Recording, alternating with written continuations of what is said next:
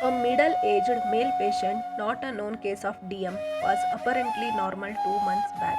Gradually started developing generalized body weakness, which is associated with body ache. For all these complaints, initially consulted a doctor, but patient didn't get relief. Later, by the advice of his relative, he consulted to our hospital. Patient got complete relief after 1 month of oral medication. ನಮಸ್ಕಾರ. ನನ್ನ ಹೆಸರು ಸಂತೋಷ್ ಅಂತೇಳಿ ನಾನು ದಾವಣಗೆರೆಯಿಂದ ಬಂದಿರೋದು.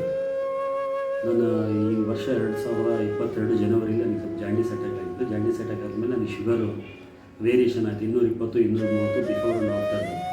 ಅದಾದಮೇಲೆ 3 months ನಾನು ಆಯುರ್ವೇದಿಕ್ಕಲ್ಲಿ ಜಾಂಡೀಸಿನ ಇದೆಲ್ಲ ಮೆಡಿಸಿನ್ ತೊಗೊಂಡಾದ್ಮೇಲೆ ನಮ್ಮ ರಿಲೇಷನ್ ಒಬ್ಬರು ನಮ್ಮ ಅತ್ತಿಗೆಯವರು ಇಲ್ಲೇ ಸಿಂದಗಿ ಶಾಂತಿರೇಶ್ವರ ಆಯುರ್ವೇದಿಕ್ ಕಾಲೇಜಿಗೆ ತೋರಿಸಿದ್ರು ಶುಗರಿಗೆ.